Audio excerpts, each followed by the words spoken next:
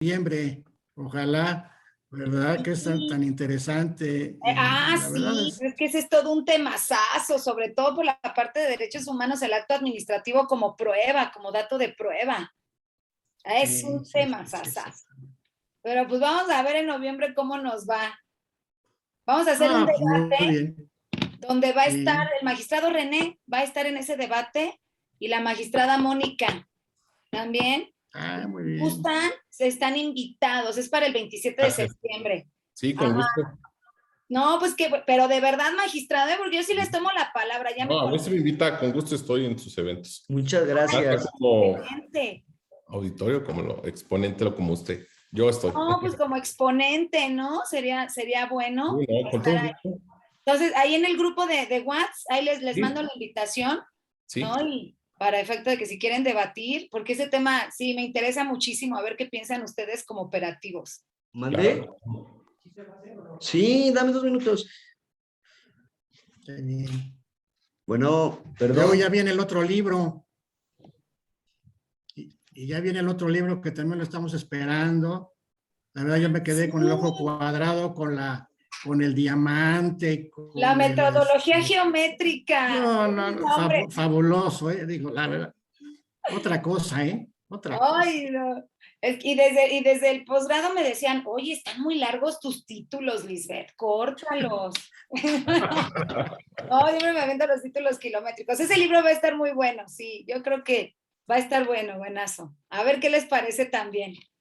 Sí. Gracias. Si gustan, iniciamos. Ya son las 6:01 Claro, o 2. Obviamente, ya para que se prepare el compañero que nos lo va a transmitir en vivo. Y pues nada más estoy esperando la señal.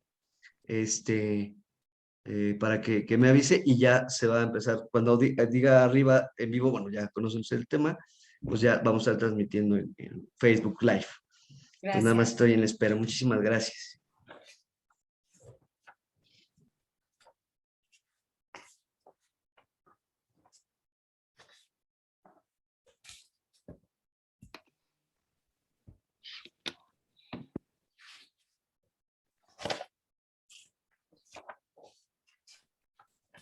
Hola, muy buenas tardes a todas y a todos quienes nos acompañan virtualmente en este magno evento.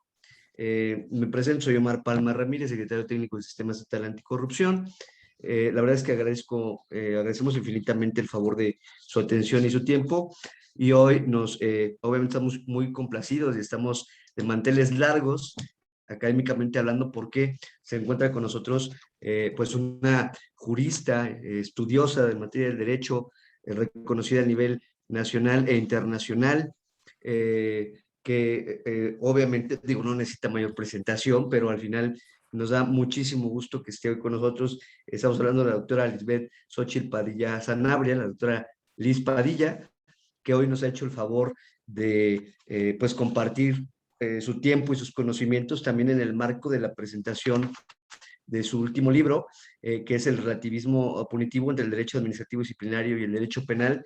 Y entonces, doctora, le agradecemos infinitamente, ya lo comentamos antes del inicio de la transmisión, estamos muy complacidos y obviamente muy agradecidos de que nos acompañe hoy aquí en este espacio virtual. Muchísimas También, gracias a ustedes. al contrario, gracias. También presento al maestro Irán Zúñiga Pérez, él es magistrado del Tribunal de Justicia Administrativa del Estado de Hidalgo.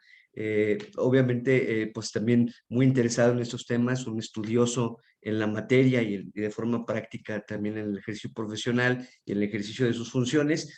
Y obviamente reconocer tanto al magistrado Irán, a la magistrada presidenta, que siempre ha tenido, Jacqueline Velázquez Ramírez, que siempre ha tenido este interés y esta disponibilidad de impulsar eventos y que se difundan, ¿no? A la mayor cantidad de sectores posibles en temas de cultura jurídica, en cuestión de derecho administrativo y de derecho penal.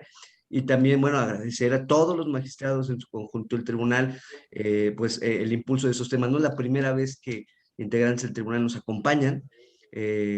Ha estado el doctor Alfredo René Uribe Manríquez en diversos eventos también, ha estado el magistrado José Luis Mendoza Gamiño y por supuesto la magistrada presidenta, y desde aquí un reconocimiento y admiración por estas iniciativas que siempre son pues muy positivas. Y bueno, por último presentaré al doctor Sergio Carlos Jiménez Martínez. Él es integrante del Comité de Participación Ciudadana y de la Comisión Ejecutiva del Sistema Estatal Anticorrupción.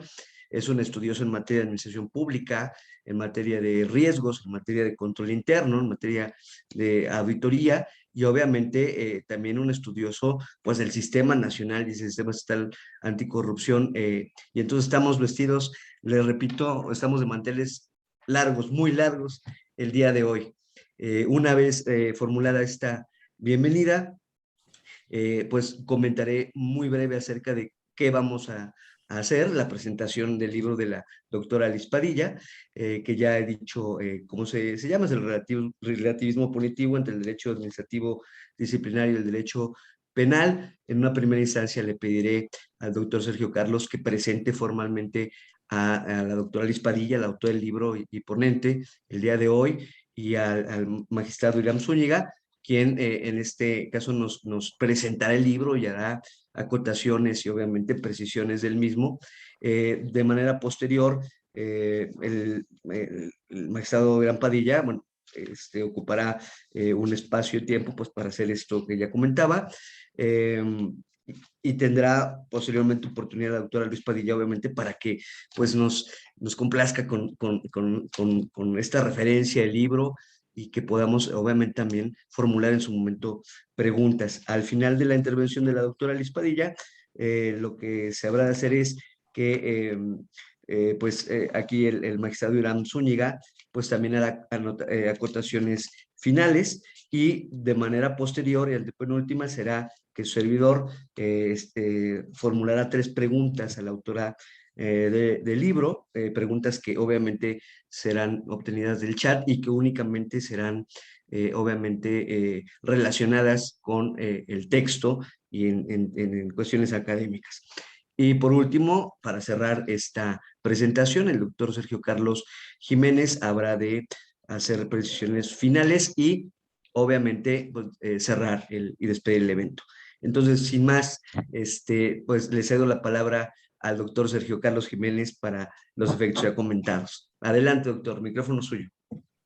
Muchas gracias. Para mí verdaderamente es un gran honor estar haciendo esta presentación de tan prestigiada un ente nacional e internacional. Yo la sigo desde hace 2 años, cuando vino por acá a Hidalgo, y verdaderamente pues, ha sido un halo de luz, yo no solamente para mi persona, sino para muchísima gente a nivel nacional e internacional. Muchos la seguimos y verdaderamente es reconocerle su gran virtud y su gran corazón, su dominio profesional y que del cual se desprende, pero bien fácilmente, para que todos aprendamos este interesante tema que es sobre todo la parte del el sistema administrativo acusatorio.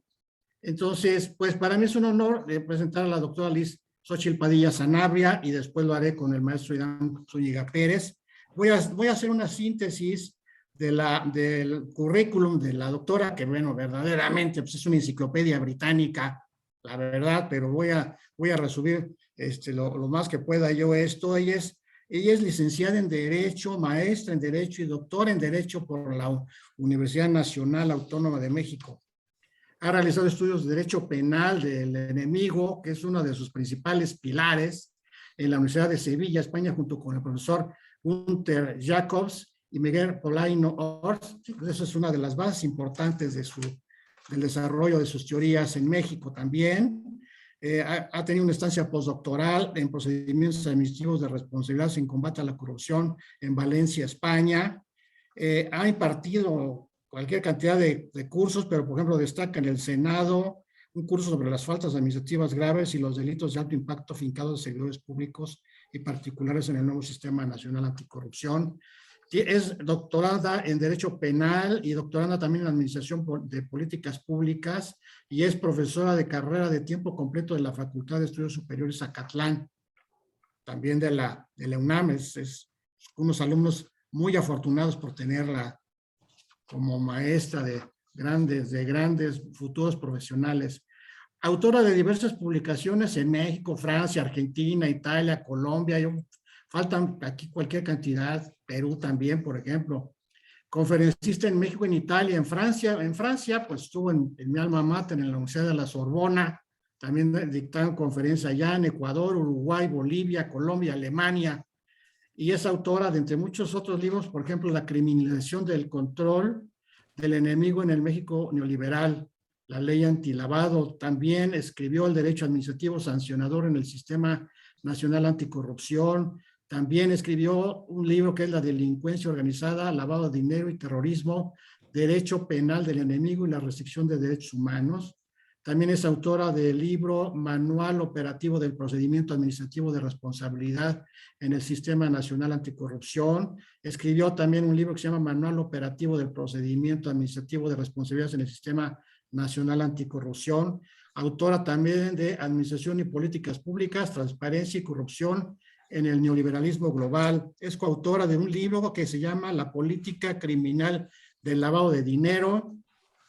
Ha sido capacitadora del nuevo sistema penal acusatorio adversarial para el Poder Judicial Federal y en diversos estados de la República, capacitadora en la Administración Pública Federal y Local en materia administrativa penal del Sistema Nacional Anticorrupción. Diría que en todos los estados, en todos los poderes judiciales, en todos los tribunales, en institutos de defensoría de oficio, en muchísimos lugares. Ella impartió cursos de capacitación a órganos internos de control también, capacitador en materia de anticorrupción contratado por el gobierno de los Estados Unidos de América a través de USAID, por ejemplo.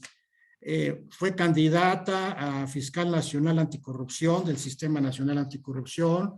Estuvo dentro de los 10 mejores perfiles a fiscal general de la República nombrados por el Senado de la República.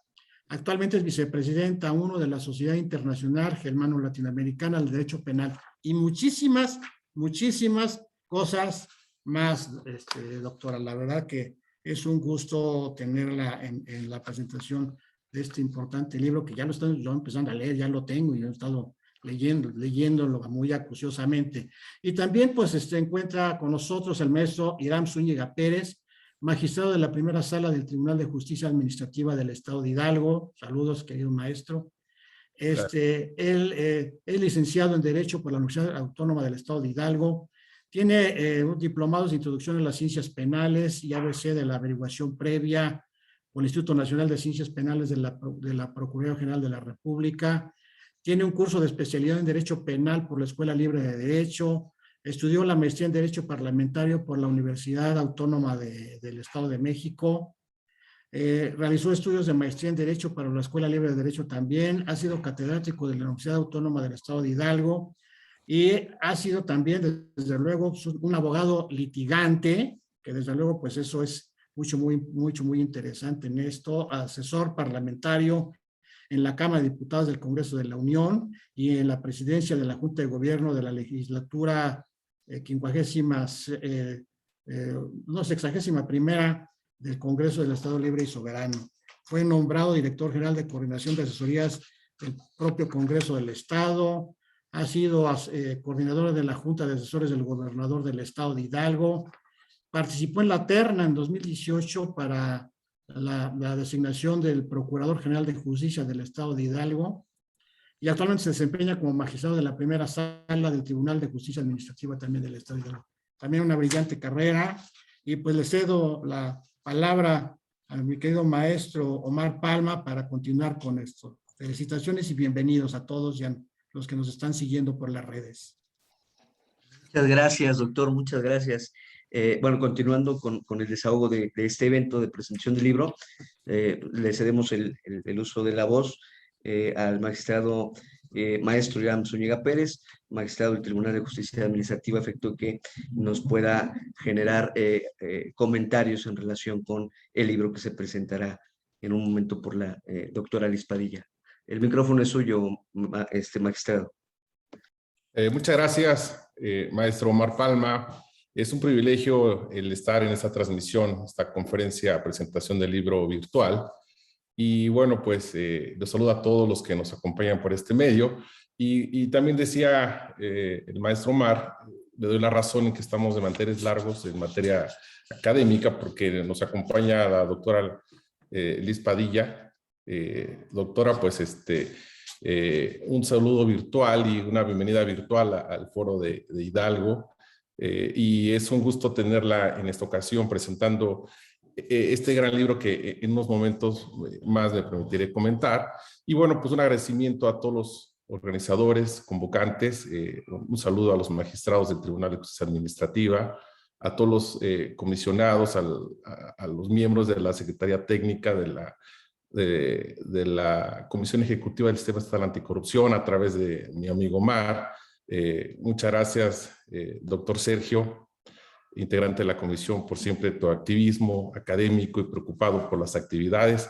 Y en fin, todas las instituciones que pertenecen a este Sistema Estatal Anticorrupción y que sabemos que han hecho siempre su granito de arena, su esfuerzo por tratar de tener, y siempre lo han logrado, como el día de hoy, grandes ponentes, grandes eventos jurídicos que sin lugar a dudas nos ayudan a ir creando este sistema que, bueno, pues hace muy pocos meses o años lo tenemos. Un saludo a los compañeros. Me decían que están algunos contralores, operadores del sistema, muchos interesados en el ámbito competencia municipal. Me pedían un saludo para San Agustín Meztitlán, para el Osochitlán, y eso me da mucho gusto, porque precisamente es lo que se pretende con estas actividades, que los operadores de este sistema nacional anticorrupción y estatal anticorrupción estemos inmersos, estemos en la misma sintonía, ocupados y preocupados para fortalecerlo. Y no hay mejor forma que nutrirnos de la academia, de la dogmática, de las teorías novedosas que nos pueden dar fortaleza y pilares sustantivos en nuestra actividad cotidiana. Entonces, un saludo a todos y bueno, esperemos que estén en casa muy bien todos nuestros amigos, sus familiares en esta pandemia que nos tomó por sorpresa, pero que gracias a Dios vamos ahí adelante y que la actividad académica no se detenga.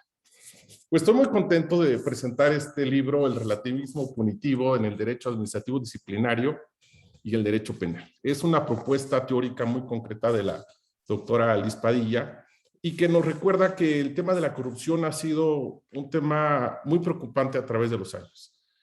Si recordamos grandes juicios en la historia, y podemos en esta tarde mencionar, por ejemplo, el juicio de Sócrates, recordemos que fue juzgado y procesado y sentenciado por precisamente un delito que es corromper a los jóvenes, ¿no? Tal vez las acotaciones eran diferentes, pero también nos viene a la mente el gran Pericles, aquel que se creyó o quien decían que era incorruptible y que al final se le imputó en un juicio alguna especulación sobre los dineros para construcción del Partenón. Entonces, los juicios más importantes en la historia tienen este ingrediente de la corrupción, y que hoy en día en nuestra nación es un tema recurrente en el discurso político nacional, y que día a día en las noticias lo vemos. Pero que no es nuevo. Más sin en cambio, creo que por no ser nuevo, requerirá siempre un estudio acucioso de los fenómenos, las causas y sobre todo el día de hoy las sanciones. Tenemos un sistema nacional anticorrupción naciendo, como ustedes todos saben, tiene un par de años, desde el 2016, podríamos decir, donde se positivaron las leyes, donde le dan vida ya como tal, y que, bueno, pone una gran encrucijada dentro del sistema jurídico mexicano, porque aparentemente estamos creando un nuevo sistema de justicia de responsabilidad administrativa o derecho disciplinario o sancionador administrativo, como muchos le mencionan, pero que en ese discurso es muy importante tener las bases sólidas, dogmática y teóricamente, que nos permita hacer un ejercicio verdadero de lo que es el procedimiento sancionador. Y este libro, la generosidad de este libro es precisamente eso, que nos aportan conocimientos y una teoría muy clara de lo que nos dice la autora sobre lo que ella entiende sobre una nueva teoría del relativismo punitivo. Pone las bases y ofrece a la academia y a la práctica jurídica, a la praxis, conocimientos muy claros que en el libro lo va desglosando de una forma a través de premisas muy determinadas. Quiero apurarme.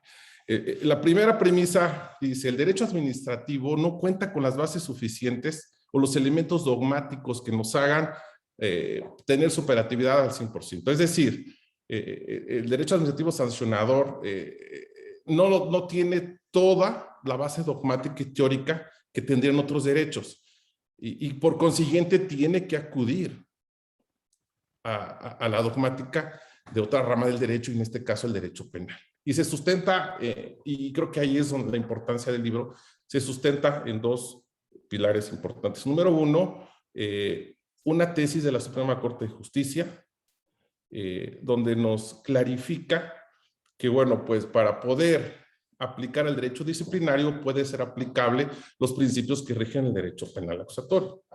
Y número dos, cita la Corte Interamericana de Derechos Humanos en sus resoluciones, y cuando nos dice que todo Estado o toda institución que ejerce función jurisdiccional en su población, pues debe observar estos derechos garantistas del derecho penal.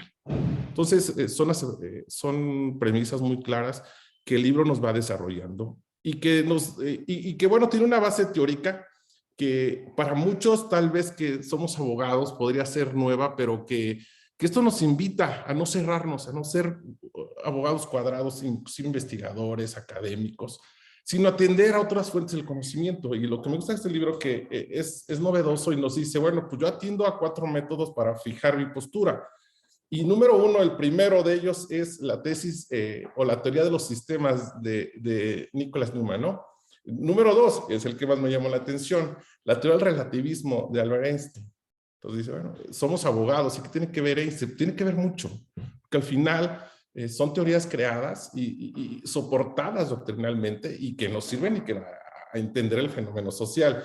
El número 3, la teoría de la incertidumbre de Barner. Y 4, algo sí ya muy común en nuestro lenguaje y en nuestros contextos jurídicos, que es la teoría penal del enemigo de Jacobs. Entonces, es un libro que se basa muy concreto en estas cuatro concepciones teóricas para poder fundamentar sus aseveraciones.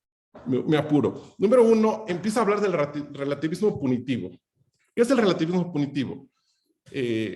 Podemos entenderlo como un sistema de normas jurídicas que son de diversa aplicación, de realidades distintas, pero que conllevan a un fin. ¿Cuál es? El de aplicar una sanción a un determinado grupo de personas, ¿no?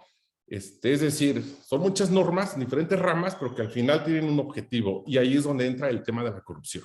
Precisamente porque, como dijimos, la corrupción es un tema que siempre ha estado en el discurso nacional, hoy más que nunca, aunque no siempre ha sido, no es un nuevo tema, pero ha existido. Pero bueno, pues de eso se trata, de que hay diferentes sistemas que lo regulan, lo previenen, lo castigan, lo sancionan.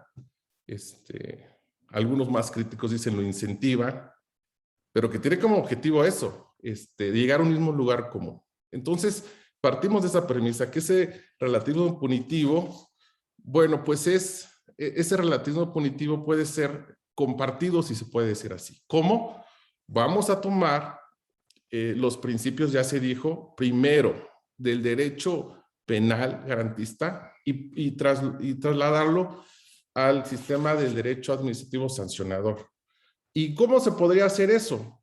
Muchos podrían decir, oye, ¿cómo esa potestad punitiva del Estado va a ser doble? ¿O cuál es el fundamento para que tú puedas obtener algunos principios del derecho penal, del derecho administrativo? Ya lo dijimos, en primer lugar está una tesis de la judicatura que nos dice, primero, para poder aplicar los principios a las normas del derecho administrativo, pues número 1 tiene que estar, o puedes obtenerlos de los principios que rigen el derecho penal en el tema del garantismo. Y número 2, pues la construcción de esos principios de derecho administrativo es válido esa construcción en el derecho administrativo sancionador cuando son ya otorgados por las técnicas del garantismo del derecho penal. Entonces, creo que en ese tema vamos caminando en el libro y nos va dando una suerte de principios que se seguirán desarrollando y que nos van a dar mucha luz en la práctica jurídica, yo así lo veo. habla aproximadamente de 18 principios que son compatibles entre el derecho administrativo sancionador y el derecho penal, y que cada uno de esos se va desglosando en el libro, y que lo interesante y la invitación a que lo adquieran, ya la doctora nos dirá al final cómo, pero que nos va comparando en un tema de método comparativo también entre el derecho administrativo y el derecho penal, pero va desglosando cada uno de esos principios. Algunos poniendo algunas excepciones, cuando toca temas de delincuencia organizada o derecho penal del enemigo, pero que es importantísimo porque para los operadores jurídicos del sistema estatal anticorrupción, nos va dando luces, desde los principios garantistas que tal vez ya los sabemos, los conocemos, como es el de presunción de inocencia, el de principio de no autoincriminación, de guardar silencio antes de declarar, en que en el informe se especifique que se le imputa, hasta temas muy importantes como el denunciante anónimo, que es poco explorado, ¿no? Y que hoy puede ser vigente. También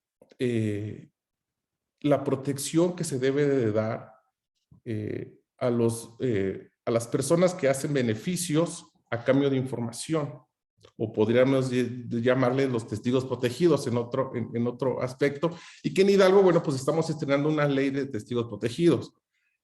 Número 2, donde nos da luces para poder entender que si queremos un procedimiento sancionador que sea fuerte, sólido, y me refiero a eso, que no se caiga en un amparo o por un vicio de legalidad o algo, a un principio que se esté violando, pues tienes que tener tan básico como el principio de una defensa adecuada, donde no solamente exige que sea una persona titulada en derecho, sino un experto, que tenga expertise, que sea un perito en la materia de responsabilidades. Entonces, la nobleza del libro nos ayuda a tener unos parámetros muy concretos y muy claros de lo que debemos de cuidar, no solamente en el procedimiento sancionador, sino también en las finales, en el momento mismo de como juzgador nosotros tomar una decisión en base a qué, a revisar si cada uno de los principios fueron observados. Y bueno, finalmente, aunque no quisiera, pero por el tiempo y para dar paso a lo importante de este evento, que es la presentación y la explicación de la doctora, así como se utilizan los principios del derecho penal para el derecho sancionador, administrativo sancionador, también la doctora Padilla propone, vamos a utilizar esos principios del derecho penal del enemigo al derecho disciplinario. Y número 3, que ese relativismo punitivo, aunque ya no pude abordar ese punto, ese relativismo punitivo del enemigo pueda también ser usado a su vez para la recuperación de activos en el derecho disciplinario. Para dar una idea muy clara de la importancia del libro y que a mí me satisface mucho y que la felicito mucho, doctora, es de que nos va a ayudar, estoy seguro, a entender al operador del sistema estatal anticorrupción en sus diferentes esferas, que hay una premisa importantísima que marca la ley, que es la importancia de la colaboración institucional, el intercambio de informaciones, pero siempre con el respeto de derechos fundamentales. Y me refiero al tema de prueba, donde también se trata en el libro, pero que la legislación es amplia, los supuestos son enormes, la conectividad, como ustedes, la conectividad entre todos los operadores del sistema, llámese contralorías, auditorías, en todos los aspectos, inclusive el tema de la UIF también, en el nivel nacional, y muchas instituciones nos pone en el centro, en el punto central, que es la importancia de una verdadera colaboración, sí, claro, a través de las normas jurídicas y a través del debido proceso, pero es fundamental para que la obtención de pruebas sea acorde a los derechos fundamentales y no haya violaciones, y la prueba, como uno de sus principios lo establece, pues sea válida cuando sea desahogada siguiendo los parámetros constitucionales que se exigen y legales que se exigen en la ley general de responsabilidad administrativa. Y bueno, es todo al final sí es de menester mencionarlo, que como ingrediente final, cuando hablamos de delincuencia organizada y derecho penal del enemigo, pues ponemos dedos en la llaga, como ver al servidor público como lo que es en la teoría de Jacobs, como el enemigo del Estado. Como el enemigo del Estado, ¿por qué? Pues porque él se le dio un puesto para que siga principios como rectitud, honorabilidad, honestidad, correcta administración, y daña, y con eso puede afectar las arcas públicas, y con esto los temas de salud, seguridad y demás, que por ser tan dañina la acción, pues se considera ese derecho. Más sin en cambio, ya en ese contexto, creo que queda pendiente, y seguramente va a ser para otro libro, la gran discusión de si todo este sistema podría ser constitucional o no, o tendría algunas discusiones, aristas o excepciones en un tema de las medidas de, ya lo repito, delincuencia organizada, similitud con el derecho penal del enemigo y sus alcances en materia constitucional y de convencionalidad. Y finalmente, una pregunta que todos nos hacen y que en este libro está muy clara. ¿Es o no inconstitucional juzgar por el mismo hecho en dos materias a un servidor público? Bueno, pues está en el libro. Si no lo dice la doctora, los invitamos a que la lean, pero la doctora cita una jurisprudencia en donde, bueno, pues, a fin de determinar, la Corte ha sido muy clara y determina que cuando los objetivos, ¿no?, del derecho sancionador administrativo, el derecho penal son diferentes, y puede imponerse una pena por la misma conducta siempre y cuando esté en los dos cuerpos normativos tipificado. Pues bueno, pues muchas gracias a todos. Espero y dejar el espacio a la doctora, y les agradezco mucho su atención. Muy amable, maestro Hiram Zúñiga, magistrado del Tribunal de Justicia Administrativa, por su abundante explicación y precisiones. Y daremos hoy, bueno, en este momento ya paso a los comentarios de la autora de este texto tan mencionado, y estamos ansiosos para que nos comparta las referencias del mismo. Adelante, doctora Liz Padilla, el micrófono es suyo. Muchísimas gracias, buenas tardes. Ahora sí digo a todos, porque aquí nada más tengo la fortuna de estar entre puros hombres.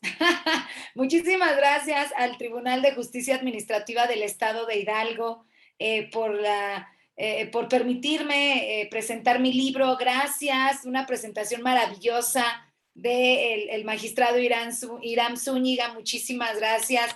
Es padrísimo, muy, muy bonito cuando te das cuenta de que alguien sí lee tu libro, ¿verdad? De que sí lo lees y que, bueno, pues sí, ahí están todos los principios que se manejan, los puntos. A Sergio, muchísimas gracias también por la presentación.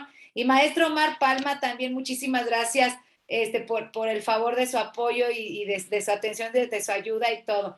Bueno, pues sí, este libro, fíjense ustedes que es el resultado, ¿no?, de algunos debates que tuvimos con estudiosos en materia disciplinaria.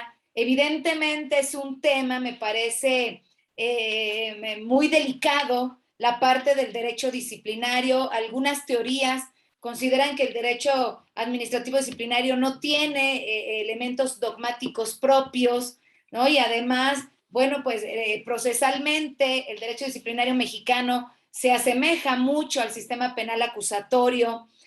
Sin embargo, yo creo que por ahí hay equivocaciones, y sobre todo desde la perspectiva metodológica de la aplicación del derecho disciplinario. Este libro, El relativismo punitivo, es únicamente uno de los puntos de la teoría que, bueno, yo vengo desarrollando desde hace como año y medio, que es el relativismo punitivo. Como bien lo dijo el magistrado Zúñiga, el relativismo punitivo se refiere a que por una sola conducta se puede sancionar al servidor público desde diversos ámbitos jurídicos. Es decir, en el ámbito del combate a la corrupción, a un servidor público se le puede sancionar por la vía disciplinaria, por la vía penal, por el derecho administrativo disciplinario, por el derecho administrativo sancionador, por el derecho penal del enemigo, por extinción de dominio, etcétera, ¿no? Entonces, bueno, hay muchas formas en donde a donde podemos llegar específicamente estas sanciones.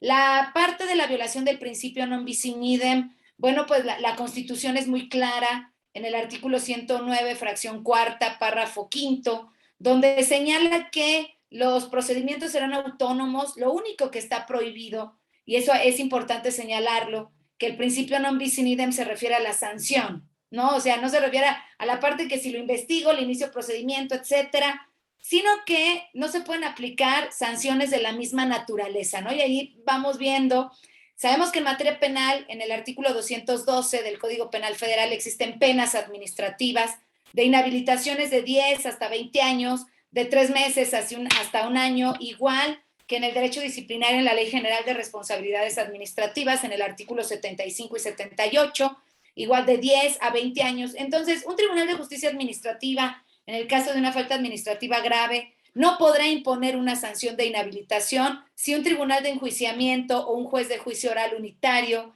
en materia penal pues impone esta inhabilitación. Pero penas distintas, como por ejemplo la pena privativa de libertad y la parte de las inhabilitaciones, por ejemplo, esas se pueden poner sin ningún problema.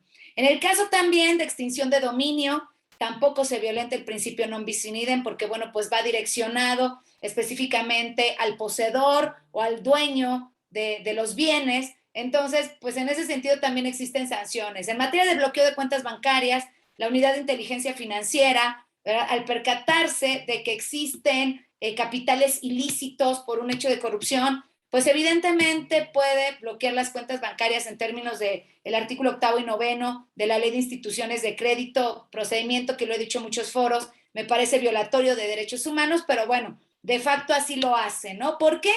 Porque de acuerdo al 400 bis, todo resultado económico de un delito, en este caso tenemos homólogos en materia administrativa disciplinaria y en materia penal, peculado en materia disciplinaria, peculado en materia penal. Entonces, bueno, por una sola conducta se pueden investigar los dos, y si hay un resultado económico, pues evidentemente puede haber por ahí operaciones con recursos de procedencia ilícita.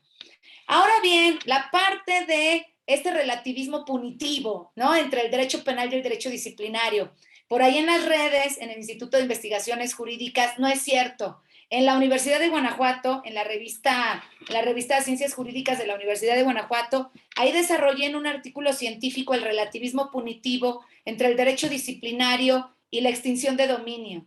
Entonces, este libro es uno de tantos puntos, ¿verdad?, de ese relativismo punitivo. Este trata de esa transdisciplinariedad, intradisciplinariedad y multidisciplinariedad que existen entre ambos derechos, el derecho penal y el derecho disciplinario. Me parece que la equivocación más importante, ¿no?, y que nosotros debemos hacer a un lado y señalarla sobre todo, es que algunos administrativistas consideran que el derecho disciplinario se está penalizando. Eso es un grave error. Eso es un grave error. El derecho disciplinario no es derecho administrativo. Tiene que ver con el derecho administrativo, por supuesto, claro, pero también tiene que ver con principios, escúchenme bien, constitucionales y convencionales en materia penal.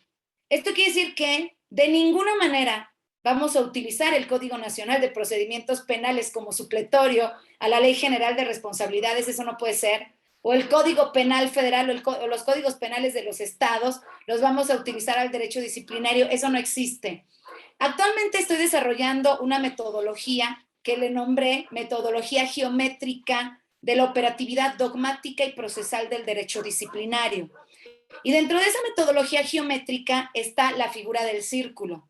Este círculo, la línea, ¿verdad?, que conforma el círculo, se refiere específicamente a estos 18 principios, más uno extra que mencionó el magistrado Irán, que es la reversión de la carga de la prueba, que no son propios del derecho penal, no son propios. Que estén desarrollados a nivel constitucional y que estén desarrollados a nivel convencional con la parte del derecho penal implica quizás por la violencia, ¿verdad?, que se determina al ejercer o al operar el derecho penal. Pero no son exclusivos del derecho penal, ni son propios del derecho penal. No lo digo yo, lo ha señalado la propia Corte Interamericana de Derechos Humanos en el caso Maldonado Ordóñez contra Guatemala, en el caso Petro contra Colombia, Petro Úrrego contra Colombia, y específicamente en este último caso, en los puntos 119 y 120, ha señalado que las garantías mínimas contenidas en el artículo 8.2, presunción de inocencia, duda razonable, defensa, ¿verdad? Defensa adecuada, el derecho a la defensa, principio de no autoincriminación, por ejemplo, el derecho de la carga de la prueba hacia la autoridad que investiga, el derecho que tenemos de que los testigos se nos admitan, etcétera, son también de toda aquella disciplina jurídica que forme parte de la potestad punitiva del Estado, es decir, que existe una sanción y que además tenga como resultado el cambio de situación jurídica en una persona. Entonces, si nosotros nos damos cuenta de eso, sabemos específicamente, por eso yo los desarrollo en el libro, ¿verdad? Del 1 al 18, insisto, más uno extra, que es la carga de la prueba hacia la autoridad que investiga, sabemos que específicamente estos son los que podemos aplicar a nivel constitucional y a nivel convencional. Una de las preguntas que hacía el magistrado Irán, que a mí me encantó, es determinar si es constitucional, por ejemplo, aplicar un principio de derecho penal del enemigo a la Ley General de Responsabilidades Administrativas. La respuesta que yo le daría al magistrado es sí. Evidentemente, el derecho penal del enemigo es constitucional, lo tenemos en la Constitución, a lo largo de la Constitución, artículo 16, párrafo 9, artículo 18, párrafo 9, 19, párrafo 6, 20 constitucional, apartado B, fracción segunda, párrafo segundo, fracción quinta, párrafo segundo, y así lo encontramos. Y a nivel convencional, claro, Convención de las Naciones Unidas contra la Corrupción, hay principios de derecho penal del enemigo, artículo 50, técnicas especiales de investigación, testigos protegidos, artículo 32 también. Evidentemente, la Convención de las Naciones Unidas contra el tráfico ilícito de estupefacientes y sustancias psicotrópicas, la Convención de las Naciones Unidas contra la delincuencia organizada. Entonces, bueno, tenemos un bagaje, ¿verdad?, a nivel constitucional y a nivel convencional. Lo único que debemos cuidar desde una perspectiva operativa son los argumentos que tenemos que dar entre un derecho humano amplio, como los del 8.2, y un derecho humano restrictivo, como los que prevé la denuncia anónima y la protección a testigos y los testigos colaboradores. Y entonces aquí, en esta metodología, que el libro sale en 2 meses, el otro libro, yo espero que en 2 meses ya esté, nos vamos al pentágono, ¿no? Hay otra figura jurídica que es el famoso pentágono. ¿Por qué razón? Porque aquí hay otro punto de error para la operatividad del derecho disciplinario. Y son 2 palabras que yo voy a decir que todo el mundo utiliza, ¿no? Los operativos del sistema, que es la parte moderada y de acuerdo a la naturaleza, ¿no? En principio, el derecho disciplinario no es derecho penal, eso que quede claro. Que el derecho disciplinario es cibernético a los principios constitucionales del derecho penal es otro tema. Cibernético, desde la raíz griega, que cabernet, que implica autodirección, se autodirige, autoconducción, ¿verdad? Específicamente al sistema penal. Esto debió haber sido desde el año 2008, que el Sistema Nacional Anticorrupción se implemente en la Constitución en el 2015, que la Ley General se haya publicado en el Diario Oficial de la Federación en el 2016 y que además entre en vigor en el 2017, ese es otro tema. Pero el derecho disciplinario, y aquí hay muchas violaciones al ejercicio de los derechos humanos con respecto al procedimiento anterior, es específicamente alineado a esos principios del 8.2 de la Convención Americana, entre otros, como los principios de proporcionalidad, como el principio de imparcialidad, como la parte de los derechos políticos electorales, porque México ratifica y firma la Convención Americana de Derechos Humanos desde hace 43 años. Ok, entonces, sí, es importante decirlo, y este derecho disciplinario debió haberse autoconducido al derecho penal desde la reforma del 2008. Pasó tiempo, ¿verdad? Pasaron 7 años, 8 años, no, 9 años para que el derecho disciplinario, pues pudiera avanzar. Y entonces estas 2 palabras, moderada y de acuerdo a la naturaleza, ¿no? Algunos consideran que la parte de moderación implica como que aplicar esos principios que ya dije que no son propios del derecho penal, sino que son exclusivos de todas estas materias, son aplicables a todas estas materias. consideran que la palabra moderada implica aplicar en determinado grado un principio. Ejemplo, en la presunción de inocencia. He llegado a escuchar de operadores jurídicos que señalan que en el derecho disciplinario la presunción de inocencia se tiene que demostrar. No, una equivocación y violación a los derechos humanos.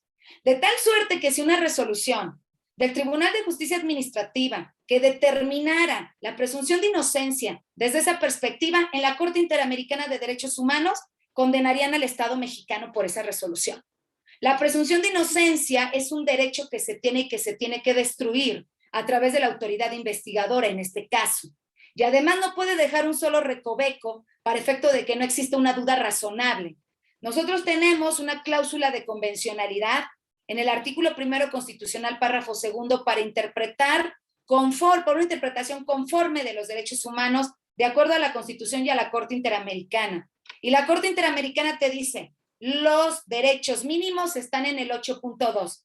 Y en el punto 120 del caso Petro contra Colombia señala con precisión al derecho disciplinario y al derecho administrativo también, y al ámbito judicial y al ámbito jurisdiccional. Desde el 8.2 para abajo no hay nada, no existe nada. Tú puedes ampliar esos derechos en tu Constitución hacia arriba, eso sí. Caso mexicano, 20 Constitucional, apartado B, fracción octava, el derecho a la defensa técnica. Aun y cuando la Ley General de Responsabilidades Administrativas, en el artículo 208, fracción segunda, con respecto al derecho a la defensa, donde señalan que el servidor público se puede defender personalmente o por conducto de un abogado, y si no lo tiene se le nombra uno. La Convención Americana de Derechos Humanos está bajo la misma tesitura, pero la Constitución Política de los Estados Unidos Mexicanos dice no se puede defender por sí solo. Tiene que ser una defensa técnica y adecuada por el tipo de disciplina jurídica de que se trata, y que además que trae como resultado una sanción para el justiciable, llámese servidor público y o particular. Bajo esa perspectiva, nuestras autoridades, a través de un control difuso de constitucionalidad, deben aplicar el artículo 208, fracción segunda, y aplicar el artículo 20 constitucional, apartado B, fracción octava. He escuchado de operadores jurídicos que señalan incluso que como los servidores públicos ganan dinero, ¿verdad? Y algunos ganan mucho, no tienen derecho a una defensa pública, sino que paguen un abogado. Eso es una aberración en materia de derechos humanos y evidentemente trae como consecuencia, ¿no?, que se violenten los mismos. Entonces, la parte de los puntos de moderado y de acuerdo a la naturaleza implica una adaptación nada más. Y eso lo vemos maravillosamente en el artículo 208, en el artículo 135 de la Ley General de Responsabilidades Administrativas, cuando te habla del principio de la no autoincriminación. Un principio de la no autoincriminación que nosotros encontramos a nivel constitucional en materia penal en el artículo 20 constitucional, apartado B, fracción segunda, y que dice, no se puede, desde el momento de su detención, fíjate, se le hará saber cuál es el delito del que se acusa y también el derecho de no declarar en su contra. Ese principio que está desarrollado en materia penal en la Constitución, la Ley General lo aplica moderadamente y de acuerdo a la naturaleza, lo adapta. Dice, todo sujeto imputado de una falta administrativa, tiene derecho a guardar silencio y tiene derecho también a que, al principio de no autoincriminación, y su silencio no podrá ser utilizado como prueba. Lo está adaptando, pero de ninguna manera está reduciendo el principio. No se trata de porcentajes. A ver, esos principios constitucionales y convencionales en materia penal, que son con relativismo punitivo en el derecho disciplinario, no están a la venta, no están a la merchantadez, por decirlo, no están en el mercado, ¿no? De a ver, damos menos, damos más, porque es derecho disciplinario, lo vamos a de forma modulada. No. Ahí también entra la parte del diamante de la metodología geométrica que estoy desarrollando. Si eso no está acorde a la convencionalidad, si no está acorde a la constitucionalidad, o si una jurisprudencia de la Corte, como el caso de la de la 2022-311, ustedes seguramente saben cuál es la última, ¿verdad?, que sacó la Corte con respecto a la aplicación retroactiva de la ley general. Si violan la Convención de Derechos Humanos, la autoridad la tiene que inaplicar. Sí, claro. Muchas autoridades me dicen, doctora Padilla, es que es de la Corte y nosotros estamos obligados a observarla. No, discúlpenme, no.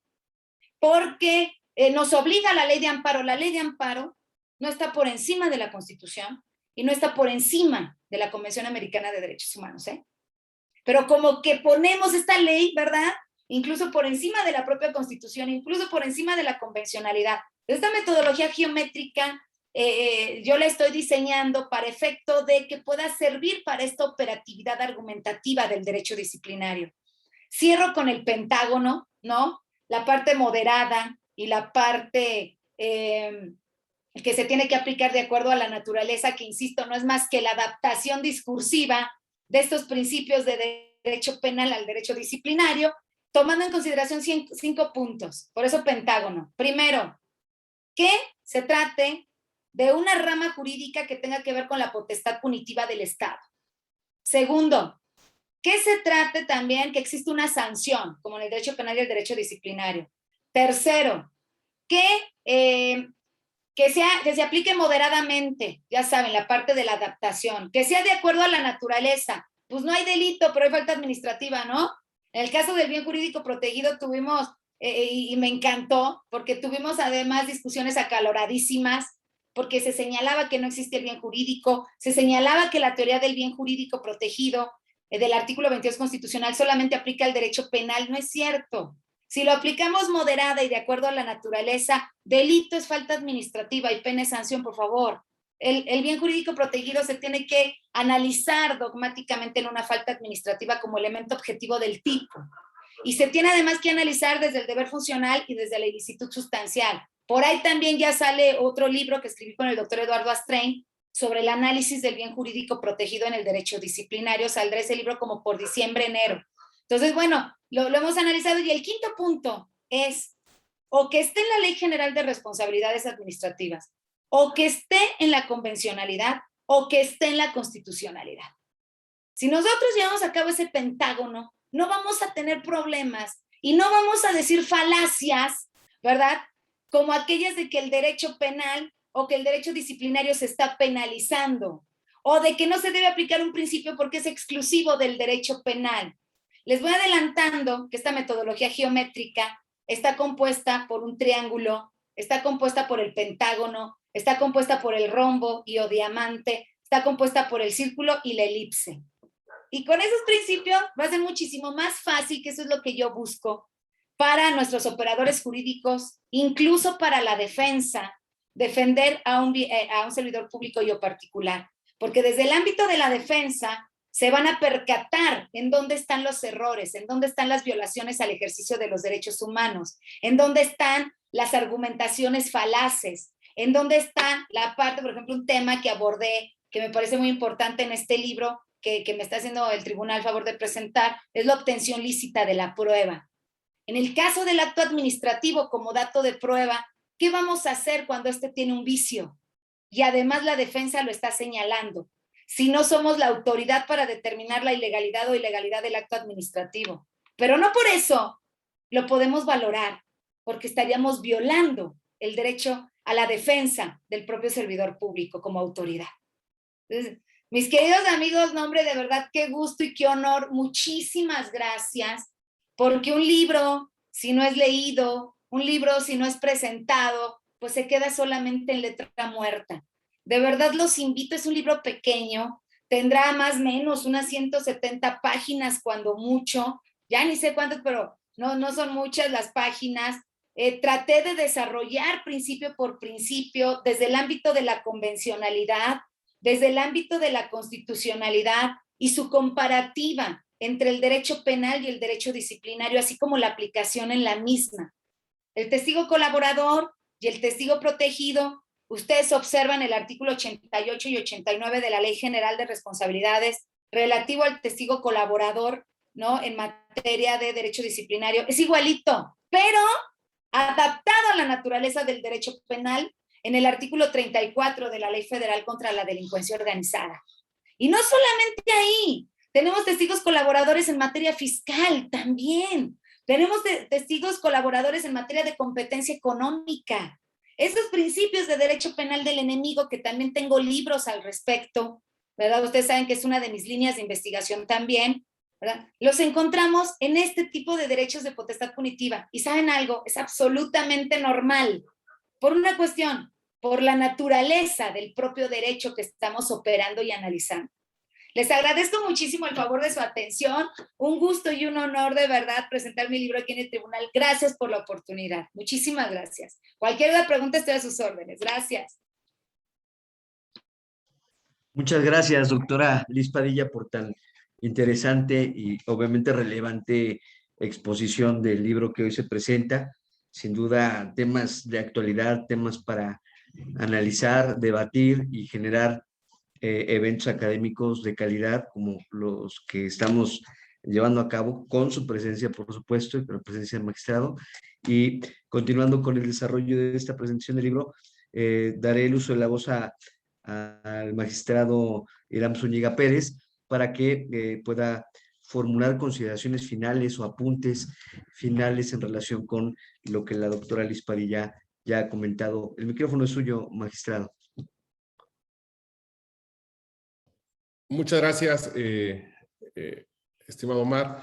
Bueno, pues quisiera ser muy breve, ya que me imagino que hay algunas preguntas y quisiéramos pasar para que se llegue a este evento, como siempre, interactuando con todos los nuestros participantes de forma virtual. Solamente creo que es una consideración final. Hay una necesidad apremiante, llamémosla así, urgente, primordial, para que los operadores del sistema estatal anticorrupción, en específico las autoridades investigadoras y las autoridades sustanciadoras, en todas sus actuaciones, no solamente en el IPRA, sino en todas sus actuaciones procesales, hagan un checklist, una revisión profundamente necesaria sobre la revisión del cumplimiento de los principios constitucionales y de convencionalidad. Creo que eso nos daría un sistema, un procedimiento administrativo sancionador claro, básico, fuerte, sólido, y que al final obviamente nos traería resoluciones también apegadas a derecho, fuertes y claras y, ¿por qué no?, defendibles en materia de amparo. Es necesario y urgente. Entonces, la importancia es que este libro lo adquieran, que este libro nos va a ayudar a hacer ese checklist, a ver cosas, porque de repente nos vamos con... nos pasa, ¿no? Como en mi actuación, muchos nos piden que formato, nos piden que mejor hasta esquemas. No, aquí no hay fórmulas, aquí no es eso, es un checklist, una revisión constitucional y de convencionalidad sobre nuestras actuaciones, y no empezar nada más a hacer cosas que no están fundadas en la ley y que nos puedan hacer actuaciones válidas que se sostengan y pruebas sólidas que sean desahogadas correctamente dentro de los procedimientos. Creo que ese sería mi concesión final. Muchas gracias. Muchas gracias, señor magistrado, por los comentarios y obviamente las palabras, consideraciones finales respecto a esta presentación del libro. Pasamos a la etapa de formulación de preguntas, analizando el chat en vivo, porque estamos en una transmisión en vivo por Facebook Live. Obviamente, más que preguntas, es el interés de quienes nos hacen el favor de su atención y nos acompañan en este evento. Felicitaciones a la doctora Liz Padilla, a todos los ponentes, principalmente, están acompañándonos en esta transmisión tanto la magistrada presidenta del Tribunal de Justicia Administrativa, la magistrada Jacqueline Velázquez Ramírez, también está haciendo comentarios y felicitaciones respecto a este tema el magistrado René Uribe, obviamente dándole puntual seguimiento a este evento. Y también nos acompaña la distinguida magistrada Lisbeth Muñoz, que es magistrada del Tribunal de Justicia Administrativa de la Ciudad de México, y también tuvimos el honor hace algunas semanas de tenerla virtualmente con nosotros, también presentando un libro relativo al Sistema Nacional Anticorrupción y a los sistemas locales. Y obviamente está con nosotros el personal del propio Tribunal de Justicia Administrativa, el personal del Tribunal de la Ciudad de México, y obviamente está con nosotros, digo, son muchos comentarios, contralorías municipales, para felicitar esta parte, y obviamente reconocer la labor. Y está, bueno, destaco la presencia de la Contralora Municipal de Tepeji, la maestra de Tepeji Herrero Campo Hidalgo, la maestra Yadira Min Gutiérrez Trejo, que también ha sido muy activa y ha dado puntual seguimiento a estos temas, integrantes, por supuesto, del CPC. Y obviamente, únicamente para cerrar esta parte, digo, no hay preguntas relacionadas, hay ciertas comentarios en ese sentido, que si me permiten daré lectura. Azul Herrera nos dice: buenas tardes, como bien mencionan, el tema de corrupción en el país es algo recurrente y que podemos observar en todos los niveles. Sin duda será interesante escuchar a los expertos hablar sobre la investigación de la doctora Liz Padilla, que la doctora Liz Padilla plasmó en su libro, y también por parte de Aurora Bermejo, nos escribe: la corrupción es un gran problema para nuestro país y lamentablemente está tomando fuerza. Se aprecia mucho lo que la doctora Liz Padilla hace y es de admirarse. Y bueno, por aquí estoy recibiendo un mensaje de la licenciada Angélica Tomasa Rodríguez Pérez, en relación con una pregunta. No sé si, bueno, lo que pasa es que hay un tema de chat, me la está mandando por WhatsApp, para formularla. Entonces le pido que me la envíe para poder formularla a la ponente, licenciada Angélica.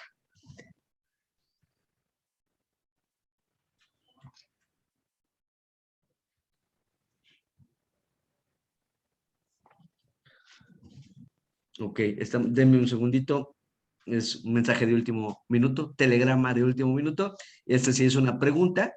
Entonces, ya está formulando la pregunta la licenciada Angélica Tomasa, parte integrante del Comité de Participación Ciudadana.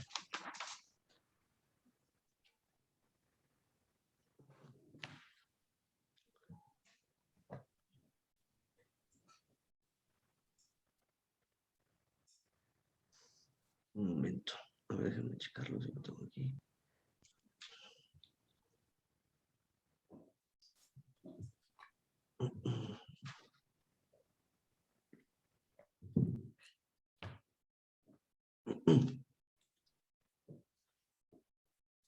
Bueno, me parece que se complicó algo por ahí. Me está escribiendo. Ya la tenemos. La licenciada Angélica Tomasa Rodríguez Pérez nos pregunta: doctora Liz Padilla, desde su experiencia en materia de protección de denunciantes y testigos, ¿usted qué nos recomendaría legislar de forma separada? ¿Faltas administrativas de hechos por delitos de corrupción? De forma separada, faltas administrativas y delitos por hechos de corrupción. Adelante, doctora. Sí, gracias. Sí, nada más quiero hacer una distinción. Muchísimas gracias a la magistrada por su pregunta. Denunciante anónimo es aquella persona que no participa en la falta administrativa. Puede ser grave o puede ser no grave, un denunciante anónimo sobre este tipo de faltas, pero ya cuando hablamos de un testigo colaborador, únicamente podrá ser en el caso de las faltas administrativas graves, ¿no? Como lo prevé el artículo 88 y 89 de la Ley General. Ahí tiene, ¿no?, su parte de relativismo con el derecho penal del enemigo, la parte del testigo protegido en delincuencia organizada únicamente en el catálogo que prevé el artículo 2 de la Ley Federal contra la Delincuencia Organizada. En el caso de la Ley General, pues específicamente faltas administrativas graves. Y el testigo colaborador es aquel que participó o está participando en la comisión de la falta administrativa. Quiere decir que, de hecho, al hacerlo testigo colaborador, puede seguir participando en cuestiones ilícitas, ¿no? Igual que en materia de delincuencia organizada, en el caso de los delitos, igual que en el testigo colaborador en materia penal del 256 fracción quinta del Código Nacional de Procedimientos Penales. Entonces, cada uno tiene sus propios protocolos de protección. En este caso, en materia penal existe un protocolo de protección a testigos y víctimas, expedido específicamente por la Fiscalía General de la República. En materia del derecho disciplinario, la Secretaría de la Función Pública emite ya también un protocolo de protección a testigos y a denunciantes anónimos. Esta sería la distinción. Evidentemente, a mí me parece que queda muy corto, porque cuando nosotros no vamos a analizar al testigo protegido o al testigo colaborador o al denunciante anónimo desde una perspectiva de dato de prueba, tenemos que cuidar varias cosas como operadores. Primero, la necesidad, la pertinencia, ¿verdad? Y los datos de prueba que se tengan para poder aplicar esa medida. O sea, ninguna autoridad, ninguna, en el ámbito de sus competencias, puede proteger a un testigo nada más porque quiere, ¿eh? O nada más porque le cayó bien. No, tiene que argumentar esa parte y tiene que hacer una teoría del caso para la protección. Y debe seguir los lineamientos y sobre todo debe cuidar los derechos humanos del testigo protegido. Ese es el punto. Los derechos humanos del testigo protegido es bien importante, porque si no se hace desde la perspectiva de esa receta, esto va a traer como consecuencia la ilicitud de la prueba. Yo observo que en el derecho disciplinario no se está tomando en cuenta la ilicitud de la prueba. Creen que es como en el derecho civil, ¿no? Que como es un documento público, pues ya por su propia y especial naturaleza ya pasa y lo valoro y punto. No, tienen que determinar la ilicitud probatoria. El 20 constitucional apartado A fracción 9 lo exige. Toda prueba violatoria de derechos humanos será nula. El 130 de la Ley General, ese principio lo adopta también. Puede ser cualquier prueba, a excepción de la confesional por posiciones, siempre y cuando no viole derechos humanos, obtención de la prueba lícita. Entonces, si yo no cubro esos aspectos, la prueba será ilícita. Y si la valora el Tribunal de Justicia Administrativa, porque solamente es en el caso de las faltas administrativas graves, seguramente en los colegiados caerá esa determinación.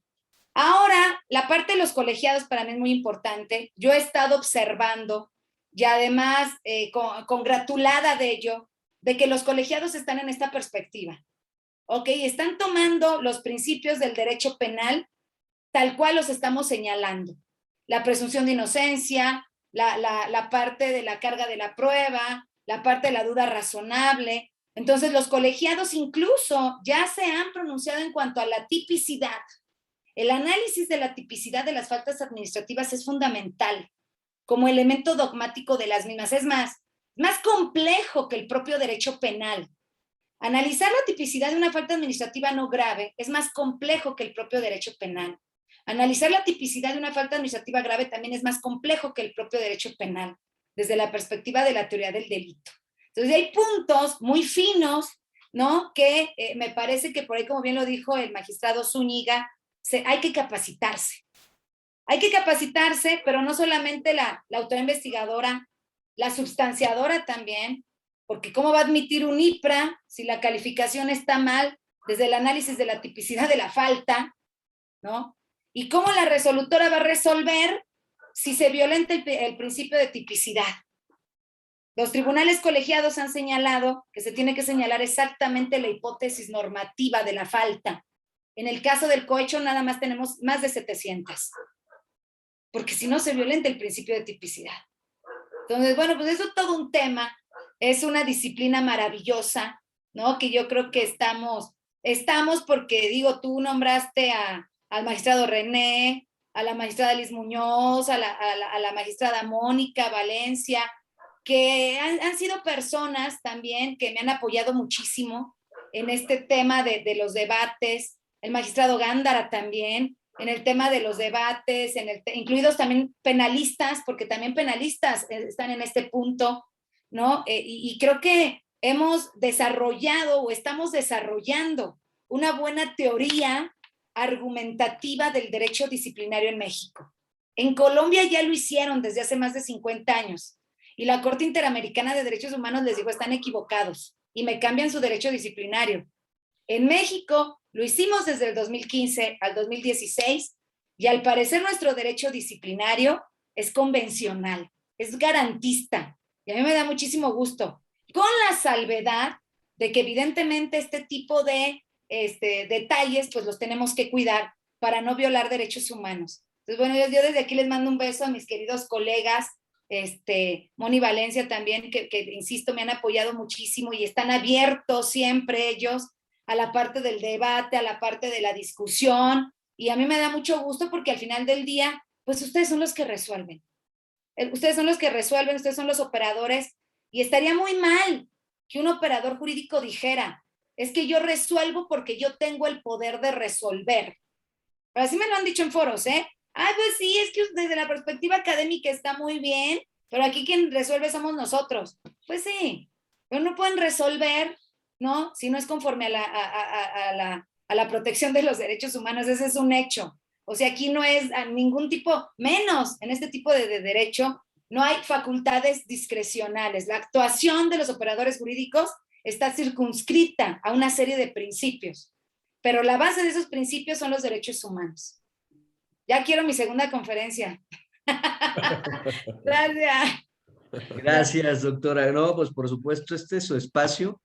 Nos sentimos halagados de que nos acompañe y por supuesto habrá más obras, habrá más actividades, que su actividad es incesante en materia académica y en producción literaria en materia académica. Entonces, pues está más que decir que este es su espacio. Ya no hay más preguntas. Lo único es que sí han insistido, aparte de las felicitaciones, reconocimientos, nos están preguntando en el chat de forma general, ¿dónde se puede adquirir esta obra? Entonces, no sé, doctora, si nos puede sí, claro. orientar. Sí, se puede adquirir directamente con mi editor, Flores Editor y Distribuidor, siempre yo publico con él. Me han invitado otras editoriales, pero cuando yo no había escrito nada, el único que me dio la oportunidad fue el señor Flores, una persona bellísima además, y todas mis obras, yo me prometí que todas mis obras las iba a publicar con él. Entonces, todas las obras que ustedes observan en materia disciplinaria de derecho penal del enemigo están publicadas en ese editorial, Flores Editor y Distribuidor. Él se las puede mandar de forma directa, o en caso contrario, se pueden comunicar al WhatsApp 55 34 44 98 25, y ahí está la tiendita virtual. Ahí vienen todas mis obras y viene la descripción de cada una de ellas, y ustedes ya nada más con dar un clic ordenan la obra y se las llevan directamente a la puerta de su casa. Muchísimas gracias, doctora. Muchísimas gracias. Bueno, a mí no me resta más que, antes de pasar a la etapa final que le corresponde al doctor Sergio Carlos, pues agradecerles, reiterarles mi agradecimiento, mi admiración, y nuevamente, pues obviamente mi reconocimiento a la doctora Liz Padilla, al magistrado Hiram Zúñiga y por supuesto al doctor. Obviamente ese será el primero de muchos eventos que yo estoy seguro que coordinaremos y que tendremos la distinción de que nos acompañe la doctora Liz Padilla. Y bueno, dejo al doctor Sergio Carlos el micrófono pues para que formule comentarios de despedida y podamos cerrar este evento virtual. Muchas gracias. Pues muchas gracias, yo encantado, ojalá esto se siguiera y se siguiera, porque abrevar del conocimiento profesional, esas nuevas ventanas de estudio de la doctora y desde luego pues los comentarios que ha hecho al maestro y magistrado Zúñiga pues son muy importantes. Yo quiero destacar, yo no soy abogado, yo soy contador, pero tengo muchos años en el tema de fiscalización y en los últimos años he estado trabajando sobre esta parte de los procedimientos administrativos sancionadores o resarcitorios con un grupo de abogados. Pero a mí, fíjense, a mí lo que me preocupa y desde luego es algo que pues es como concatenar lo que los que ambos, la doctora Liz Padilla y el magistrado Zúñiga han hablado es verdaderamente desde el punto de vista de la convencionalidad, el apartado 8.2 de la Convención Interamericana de Desarrollo. A mí me llama mucho la atención el debido proceso, pero el debido proceso desde la fase de fiscalización.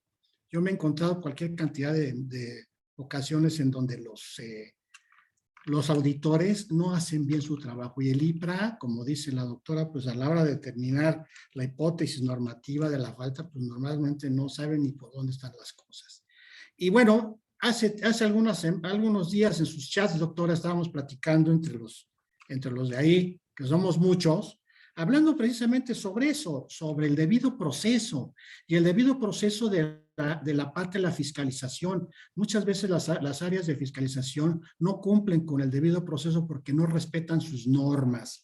Y fíjense, estábamos hablando sobre el hecho de que ahí, al no cumplir con sus normas, están cometiendo una omisión los auditores. Y además de eso, pudieran estar incurriendo en fraude procesal, porque están generando información falsa para que los juzgadores decidan sobre hechos no verdaderos, por llamarlos así. Entonces, pues esto también tiene un enorme campo, además de lo que son los impactos de justicia, el tema de la abogacía postulante, que verdaderamente, como el caso de la doctora, pues es una de las principales impulsoras. También en el tema de la fiscalización, yo creo que hay que tener mucho cuidado y respetar el debido proceso, porque eso es importantísimo.